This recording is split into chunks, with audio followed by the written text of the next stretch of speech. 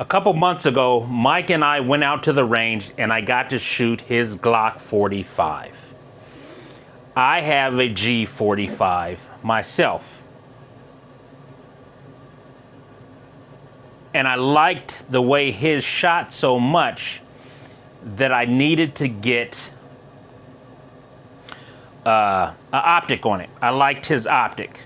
Well, I had a Holosun optic that I wanted to put on here. It was on my Echelon, but I wanted to put it on here and kind of build this gun out. Now, you guys have never seen it, I don't think, with the light. I think it looks pretty good, but I don't have a holster for it. Let's see if I can take off the light so you can see what it looks like without the light. This is it. I put on, I don't know what magazine release this is, but let's make sure that it's clear first. There's the magazine.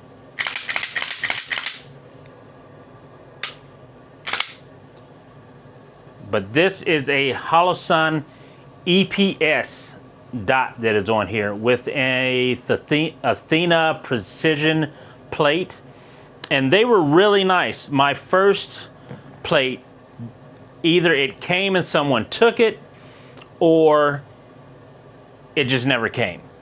But I called them up. That customer service was really good. I do have to give them that. The customer service was really good.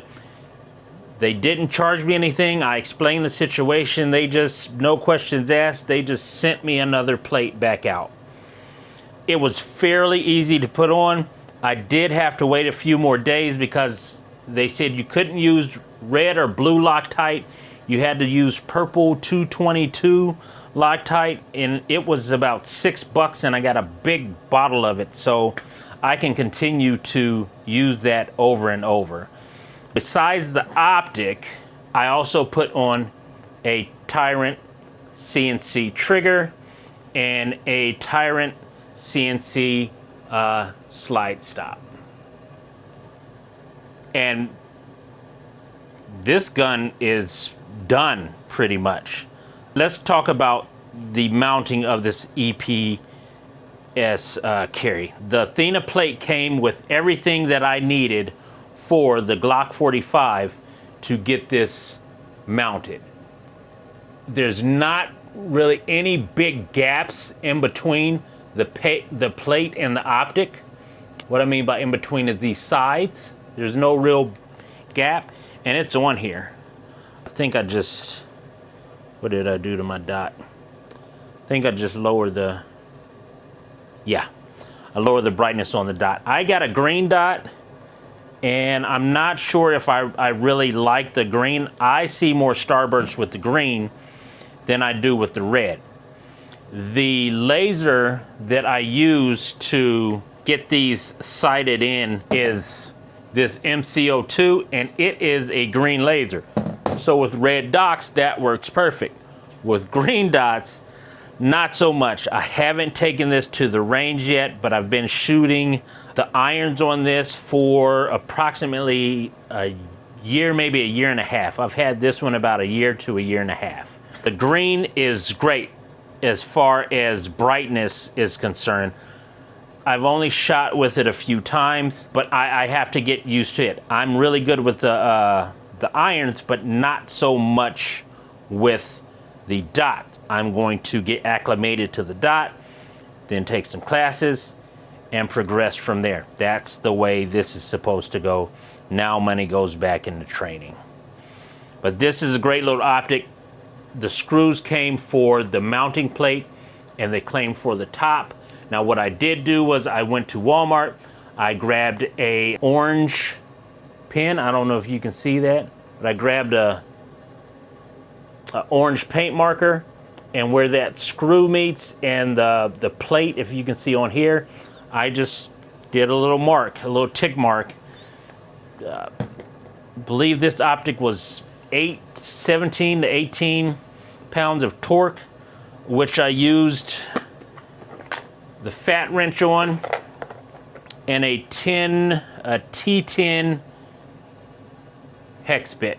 I actually have another one. I have, I forget what it's called, a pickup stick or some type of stick. and it was a little more expensive. I can't find that one. This one was half the price. It was about 45, 50 bucks at Walmart. It's been a great investment. That's another thing. The tactical stuff, I love it, but take some time, get some of the tools that you'll need, like the laser bore sighter.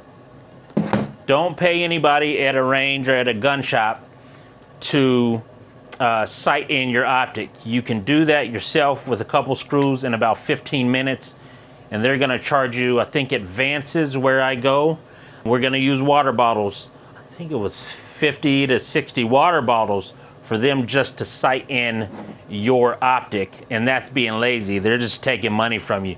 This was 30 water bottles. 30 to 35 water bottles on Amazon, and you've seen Mike and I, we've sighted in quite a few rifles and pistols with that sight. Its return on investment has tripled itself. This fat wrench, you need this to tighten the screws on your optic down, and then just go to Walmart, look in the craft section, get a paint marker with color you're choosing and mark it up.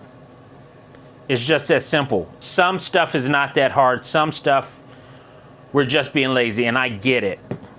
When you're first starting out, you're kind of new, you don't want to seem like you don't know anything when you don't know anything, but I've found that this community is very forgiving for the most part. Now there are some snobs, some brand snobs, some shooting snobs, but that's in life everywhere. I don't worry about that. Now I ask questions.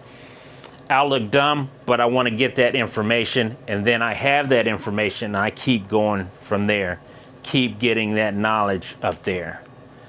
I think this looks pretty sick though. I've got the whole grip on there. You guys saw that before. I got the rainbow ported barrel, the JTT, just the tip barrel.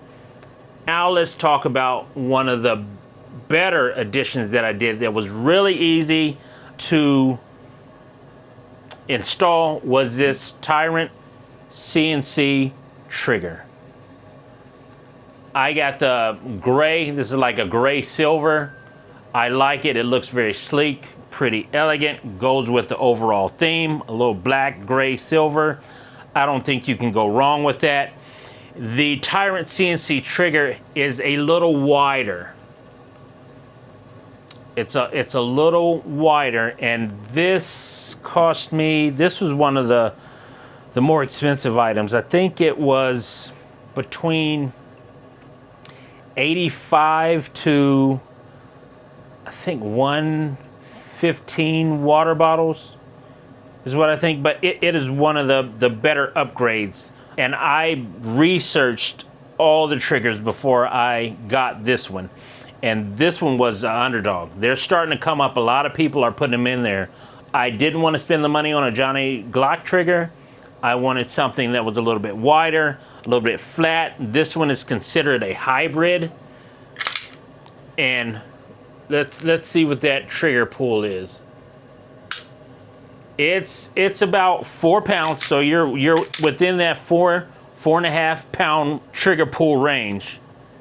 And I'm able to get, the reason I like it is because your little booger picker right here, if you're putting it flat and you just have the tip hanging over, which is how I was taught to shoot, put a little piece of tape over there and then have this part hanging, you get a good, what is that, 1/4 inch or so?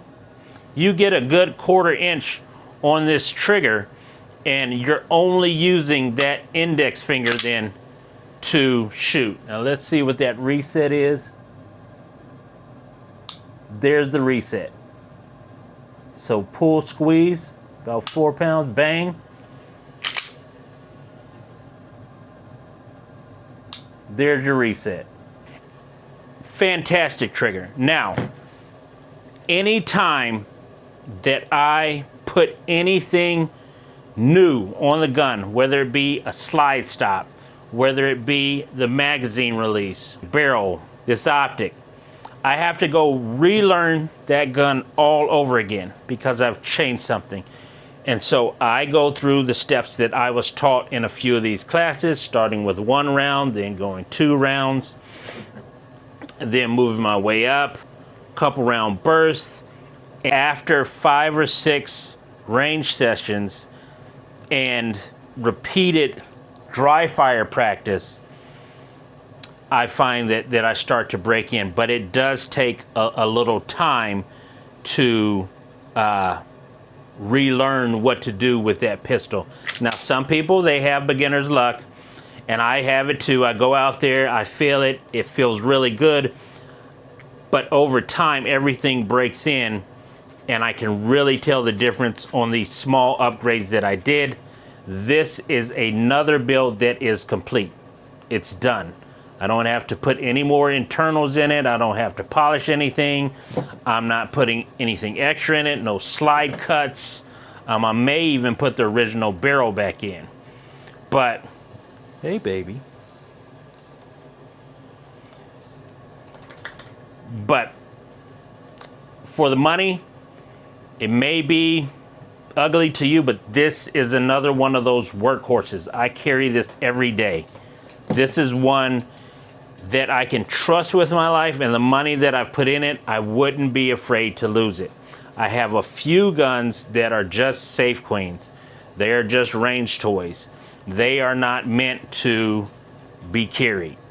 And this one, I want to carry and be able to use this as a tool and not some Gucci gun. If you want to get Gucci and you want to carry it, that's great. Not me. I think we've gone over everything.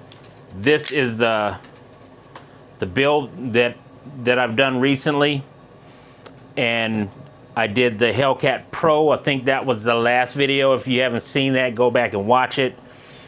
But the next build, let's get into the next build before we get off here. The next build is going to be an AR. That's right, it's gonna be an AR.